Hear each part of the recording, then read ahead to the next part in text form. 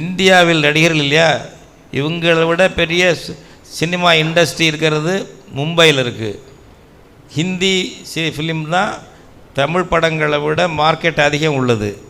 உலகளாவிய புகழ் வாய்ந்த நடிகர்கள் அங்கே தான் இருக்காங்க. அவர்கள்லாம் ஏன் கட்சி தொடங்க முடியலை?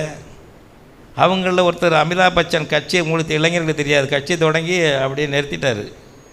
கட்சி தொடங்கலை, காங்கிரஸுக்கு வந்தார், அரசியலுக்கு வந்தார். காங்கிரஸுக்கு ராஜீவ்காந்தி நண்பர் அவர் வந்தார், அப்படியே பாதியிலே நின்றுட்டார். அப்படி அவ்வளோதான். இப்போ எம்பி பதவியை ராஜினாமா பண்ணார். அதுபோல் இப்போது பல பேர் இப்போ இந்த ஆந்திராவிலே ஒரு கட்சி தொடங்கி ஒருத்தர் வந்து முதல்ல அவர் கட்சியை காலி பண்ணிட்டு போயிட்டார். சில எம்எல்ஏக்களும் இருந்தாங்க. சிரஞ்சீவி எடுபடலை. இப்போ இந்த பவன் கல்யாணம் அவரோட தம்பி. ஆமாம், அது எதோ வச்சிட்ருக்காரு, எவ்வளோ நாளைக்கு ஓட்டுன்னு சொல்ல முடியாது. ஏன் என்டி ராமராவை கட்சி தொடங்கி வச்சுருந்தவரையே கடைசி காலத்தில் புறக்கணித்து மக்கள் அவர் வெந்து செத்தார், தனிமைப்பட்டு செத்தார். அவர் மருமகனே சந்திரபாபு நாயுடு தனியாக கட்சி வச்சுக்கிட்டு அவர் சீர்வளைஞ்சு போனார். வேறு எங்கேயுமே வந்து நடிகர்கள் கட்சி வைக்க முடியலை. தமிழ்நாட்டில் மட்டும் எப்படி வைக்கிறாங்க? அதாவது காளை மாட்டினுடைய முதுகை காகம் கொத்துகிறது என்றால் அந்த முதுகு புண்பட்டு இருக்கிறது என்று பொருள்.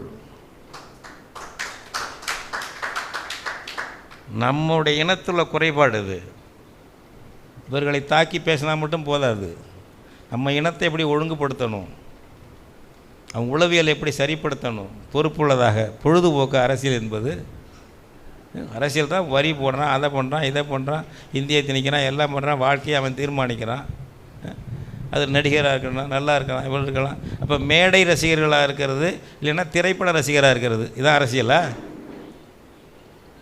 மேடை பேச்சு ரசிகர்கள் அப்படியே திரைப்பட ரசிகர்களாக இருக்கிறது.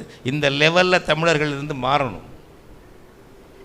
அதுதான் நான் காலையில் பேசும்போது சொன்னேன். பிரேம் நசீர் ஒரு நடிகர், இங்கே கூட சில படம் நடிச்சிருக்கார் தமிழ்நாட்டிலையும்.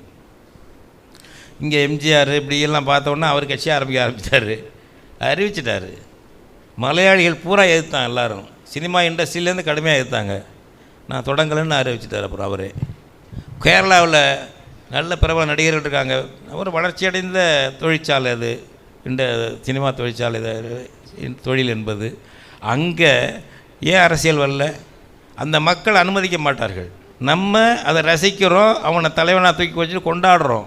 அதனால ஒருத்தனாக யோசிக்கிறான், நடித்து கிடித்து முடித்து தட்டிச்சு சம்பாதிச்சு பணம் வைக்க இடம் இல்லை, மூடி மறைக்கவும் இடம் இல்லை, போடு அரசியலில் டிஜிபி சல்யூட் அடிக்கிட்ட வந்து நம்ம நாளைக்கு போலீஸ் பாதுகாப்போடு போகலாம், இது வந்து பணம் இருந்தால் போதுமா என்ற அந்த ஆசை வருகிறது.